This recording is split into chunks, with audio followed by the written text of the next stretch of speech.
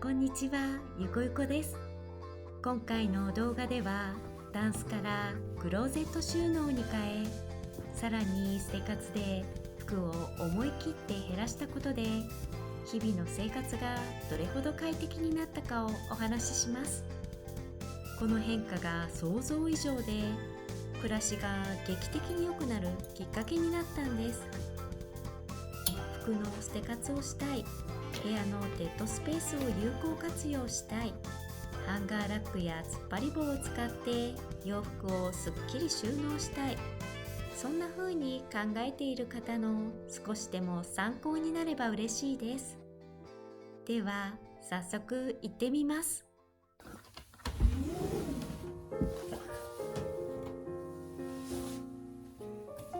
数年前までは洋服が多すぎていつもタンスがパンパンで服を押し込んで収納していました。でも少しずつ手放していったおかげで今では1年に20から30着ほどに減らすことができました。ただタンスって何がどこにあるのか引き出しを開けてみないとわからないですよね。その度に探すのが面倒で、朝トップスを選ぶために引き出しを開けてあれこれ探し、次にボトムスの引き出しを開けてトップスに合うものを探す。こんな風に時間がかかるのが悩みでした。それに持っている服を全部活用できている気がしなくて、服はたくさんあるのに何をどう着ればいいのかわからず、毎日ストレスを感じていました。朝服を迷わず済むよう少しでも時短になるようにシーズンごとに服を全部出してコーディネートを考え、写真を撮ってこんな感じでまとめ、それを見ながらその日の服を決めていました。でも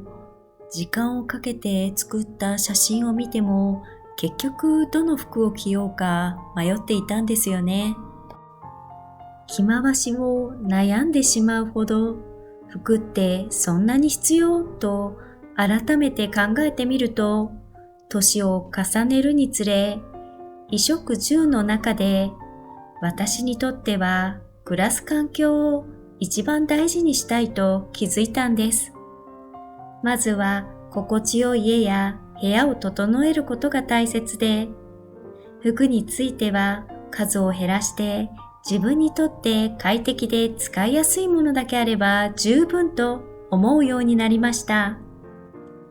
おしゃれをちょっと手放すと、時間や気持ちに余裕ができて、毎日が前よりずっと楽しく幸せに感じられるようになりました。こちらが今のクローゼットです。寝室のちょっとした隙間に2本の縦の突っ張り棒を設置し、パイプを渡しているだけなので、クローゼットと呼ぶには恥ずかしいです。以前は夫と半分ずつお互い仕事用の服をかけて、タンスも半分ずつ使っていました。でも夫婦で話し合い、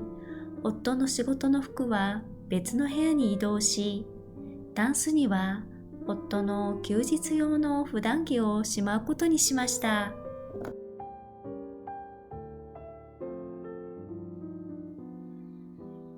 私の仕事の服は左側の突っ張り棒にかけています。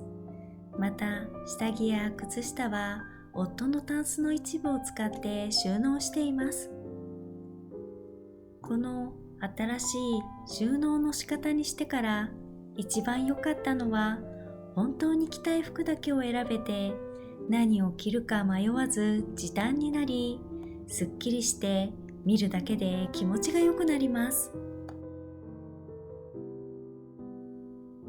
ただタンスからクローゼットに収納方法を変えるだけでなく、服を減らして流行から一歩引いて定番服の着回しで十分と考えるようになると、自然と時間や気持ち、金銭的にも余裕が生まれ、私が大事にしたいと思っている衣食住の住や食の方をさらに優先できるようになりそうです。こんな風に部屋の小さな一角の服の収納に変化を起こすだけで、こんなにも心の幸せがじわじわと広がっていることに驚いています。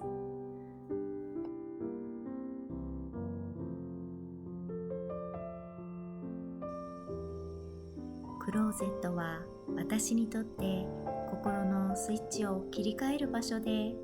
朝パジャマから仕事着に着替えるとき、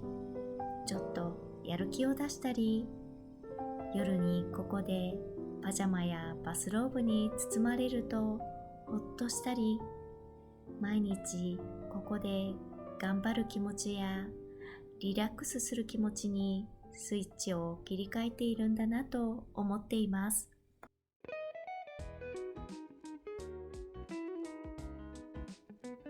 以上が一群だけ残して捨て活、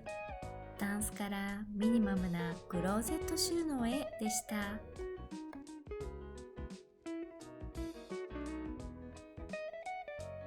最後までご覧いただきありがとうございました。洋服の整理などで悩んでいる方の少しでも参考になれる部分がありましたら、グッドボタン、チャンネル登録、コメントなどいただければとても嬉しいです。それではまた次回の動画でもお会いしましょう。今日もありがとうございました。素敵な一日をお過ごしください。